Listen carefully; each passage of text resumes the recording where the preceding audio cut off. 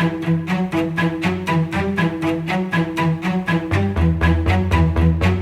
activist report, and of course each individual will be allotted 5 minutes, and we have reporter, a man who's been on the airwaves for quite some time, making his contribution in talk show programs. Pleasant good evening to you, sir.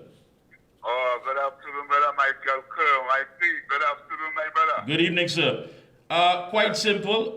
You know, the dust has settled from the local government election, and we want to ask, what do you believe should be the narrative moving forward to the general election 2025, or whenever it's called? Well, I will shoot from the hip, straight east. Now, I want to say special good afternoon to the listeners of this media house. Good afternoon to you all, to the people who know my voice in the talk show world.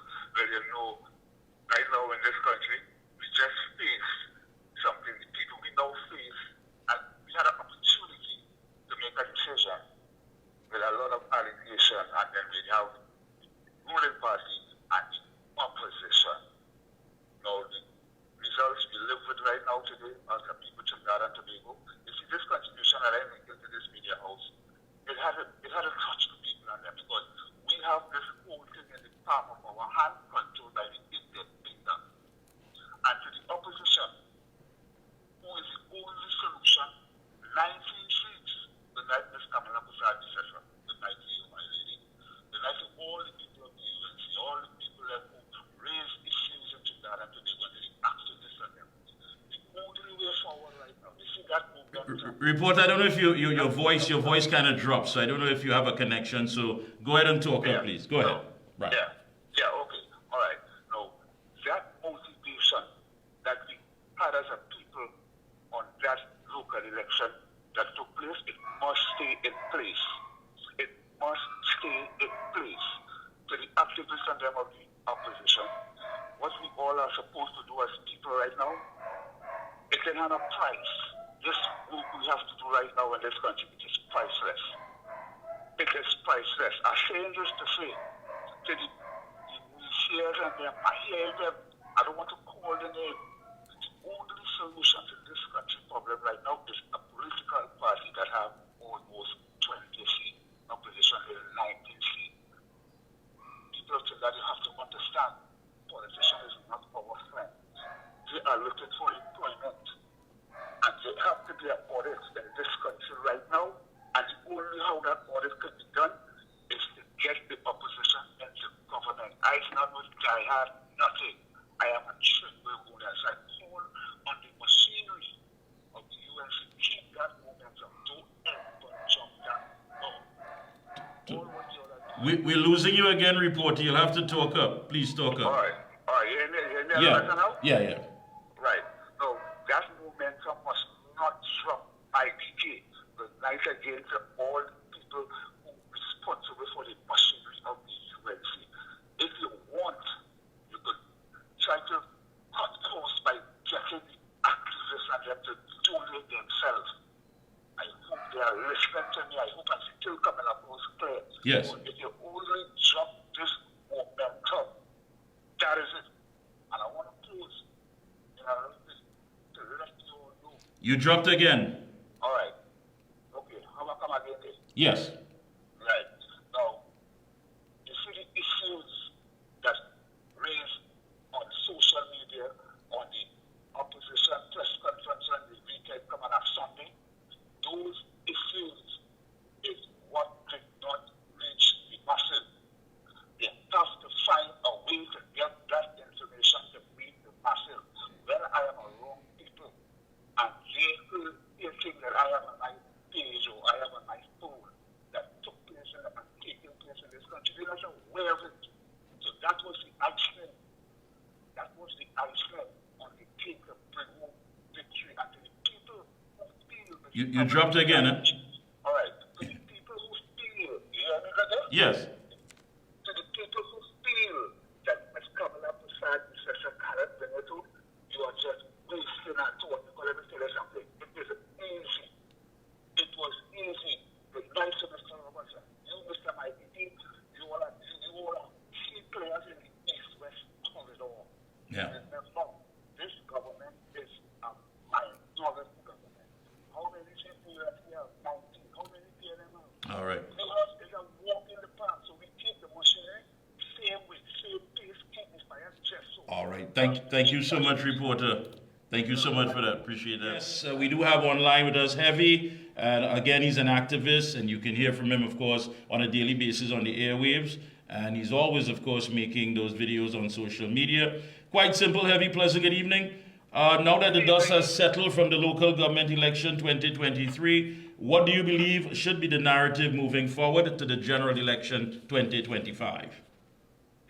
Well, my opinion, I think I want to take it into Tobago. I want to thank you for inviting me on your show. My belief is that both parties have a lot of work to do, especially when it comes to the general public. We see in the local government election, we had a very low voter turnout. I think the people, quite frankly, fed up at the politics. Right? The people that really voted more or less as the supporters of the party, which is the ground base, both parties ground people that support their party religiously. And we may have some more people supporting the UNC. Of course, obviously, the UNC got a lot more votes. However, the general consensus of the ground, the people of the citizenship that are eligible to vote, basically didn't go out and vote. And that was a surprise to me, especially the thinking, well, you know, based on what is going on right now in the political arena with regard to, you know, and the state of the country. You know, I thought more people would have gone out and voted wrongly to try to, you know, for change. But you see that nothing really happened how it was supposed to happen. But let me ask you this, Heavy. That's what I'm asking. Do you believe, as far as the narrative moving forward, if there wasn't some attraction there, because as an activist, you said based on your assessment, the people didn't go out. Is there certain things that need to be talked about on the campaign trail, on the platform, you believe that has not been touched on as yet? I think both parties dropped the ball with regards to what they try to sell the public. PNM tried to sell the narrative of local government reform. And the UNC tried to sell the crime situation with the loaded and, you know, the situation with everybody sort of a crime, yes, and the standard ground laws, right? And the both parties and what they are trying to sell to the public in order to win election is not had nothing really to do with local government. But the local government reform, the PNM act like they needed to win the local government election in order to implement that. They could go ahead and implement that in the parliament. They don't need the local government election to win the local government election to implement the local government reform. And the UNC that ride the wave on the standing ground legislation where they want to implement, that could only be implemented if they win this general election. So the general consensus of the public is that they don't really not seeing us for what we really need on the ground, our proper roads and infrastructure and water and all these things. Nobody's really tackling that actually, you know. Besides, the person who was really talking about that was Philip Alexander, and obviously he didn't got much votes. But you're saying as far as the roads, the infrastructure, I mean, these are things that, I don't know, have we become somewhat complacent that we're willing to accept that? And, yes, and I think that is what's sad. I think we get desensitized to what we really supposed to be voting for, right? Because we complain about potholes in the road, and we complain about we're not getting no water and bad infrastructure and drainage, and when rainfall, place flooding out and things. And now is the time that you get the opportunity now as citizens to go out and change that. And instead they just decide not to vote, basically, you know.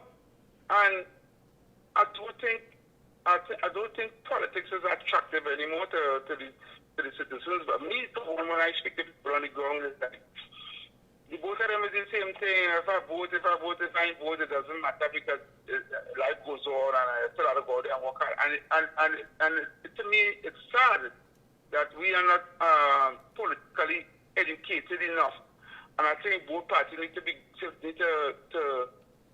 really get people aware of what voting and politics is about. Because politics is basically you have an opportunity to change people who could make your life better or even make your life worse. And I think they're not doing that.